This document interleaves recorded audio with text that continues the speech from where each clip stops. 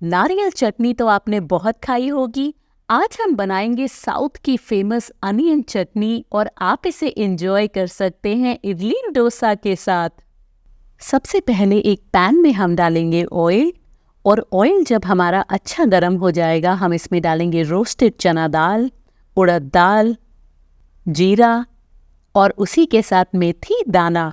अगर आपके पास रोस्टेड चना दाल नहीं है तो आप रेगुलर दाल भी डाल सकते हैं। बस इसे अब हमें भुनना है 1 मिनट तक ताकि जो इसका कच्चापन है वो चला जाए और इसमें हल्का लाइट गोल्डन ब्राउन कलर आए। तो आप देखिए ये अब बिल्कुल परफेक्ट है। अब हम इसमें डालेंगे गार्लिक और इसको भी हमें भुनना है 1 मिनट तक ताकि इसमें हल्का गोल्डन कलर आए। आप देखें अब ये बिल्कुल परफेक्ट है। अब हम इसमें डालेंगे अनियंस। ये अनियंस को मैंने पतला पतला काट लिया है। उसी के साथ आप डालें नमक, क्योंकि नमक जब आप डालेंगे तो अनियंस आपके इजीली कुक हो जाएंगे। तो इसको अभी हमें पकाना है 3 से 4 मिनट ताकि इन पे हल्का लाइट गोल्डन ब्राउन कलर आए। आप इस रेसिपी को कौन सी सिटी या कंट्री से देख रहे हैं मुझे ज़रूर बताएं। तो बस इसे अब हम ढक के पकाएंगे। तो यहाँ आप देखें मैंने इसे 5 मिनट तक कुक किया है और बीच बीच में स्टर भी किया है। इसमें हल्का गोल्डन कलर आया है, हमें इतना ही चाहिए, हमें ओवर कुक इसे नहीं करना। अब यहाँ मैंने ली है कश्मीरी रेड चिलीज़। इसको मैंने आधे घंटे पानी में भिगोया था और मैंने इसके बीज भी निकाल दिए हैं। इसको अब हम डालेंगे अनियंस के अंदर। ये बहुत ही अच्छा टेस्ट देगी और कलर भी। अब मैंने डाली है करी लीव्स और इमली और इसको भी अब हम पकाएंगे 2 से 3 मिनट। तो ये जो कश्मीरी रेड चिलीज़ हमने डाली है इससे आपकी चटनी तीखी नहीं होगी, आप घबराएं नहीं, क्योंकि हमने इसके बीज निकाल दिए हैं। प्लस जो कश्मीरी रेड चिलीज़ हैं उसमें तीखापन वैसे भी कम होता है।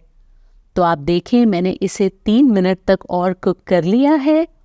अब हम इसको कम्प्लीटली ठंडा होने देंगे, फिर हम इसे ग्राइंड करेंगे। तो यहाँ मैंने सारे मिक्सचर को निकाला है एक मिक्सर ग्राइंडर के अंदर। उसी के साथ हम इसमें डालेंगे पानी और इसको स्मूथ होने तक पीसेंगे। ये चटनी बनाने का स्टाइल थोड़ा अलग है। इसमें हम तड़का अलग से नहीं लगाएंगे, बट इसको हम डायरेक्टली कुक करेंगे फिर से तड़के के साथ। आप रेसिपी ज़रूर एंड तक देखें। तो इसमें मैंने डाला है थोड़ा सा पानी और, क्योंकि मुझे कंसिस्टेंसी गाढ़ी लग रही थी। यहाँ अगर अब मैं आपको दिखाऊं, आप देखें ये बिल्कुल स्मूथ और परफेक्ट है। तो चलिए अब इसे फिर से थोड़ा कुक करते हैं। तो यहाँ एक पैन में हम डालेंगे थोड़ा सा ऑयल और इसमें अब हम डालेंगे राई, उड़द दाल और हींग। इसे अब आप पकाएं कुछ सेकंड्स। आप चाहें तो इसमें करी लीव्स भी डाल सकते हैं। तो अब हम ट्रांसफ़र करेंगे हमारे अनियन चटनी का मिक्सचर इसके अंदर और उसी के साथ हम इसमें डालेंगे थोड़ा सा पानी। कंसिस्टेंसी आपको जितनी थिक या पतली चाहिए वो आप अपने हिसाब से कर सकते हैं। इसको अब हम फिर से पकाएंगे 3 से 4 मिनट ताकि इसमें ऑयल हल्का रिलीज़ हो। ये बहुत ही डिलिशियस चटनी बनती है, आपको एक बार इसे ज़रूर ट्राई करना चाहिए। यहाँ मैंने इसे 4 मिनट तक कुक कर लिया था। आप देखें इसका कलर थोड़ा डार्क हुआ है। तो आप इस सबको एक बार अच्छे से मिक्स करें और अब आखिर में मैं इसमें डालूंगी एक ऐसा इंग्रेडिएंट जो इसके टेस्ट को और भी बढ़ा देगा, वो है गुड़। तो जी हाँ, गुड़ इस चटनी को मीठा नहीं करेगा बट एक बैलेंस देगा, तो आप ये स्किप नहीं करें।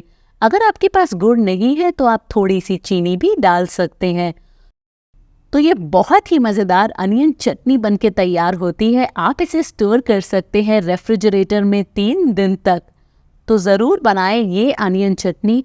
अगर आपको आज की मेरी ये चटनी पसंद आई है तो आपको करी लीव्स की चटनी भी बहुत पसंद आएगी। बहुत ही अलग और नई रेसिपी है, उसका लिंक भी मैं यहाँ दूंगी, आप वो भी ज़रूर चेक करें।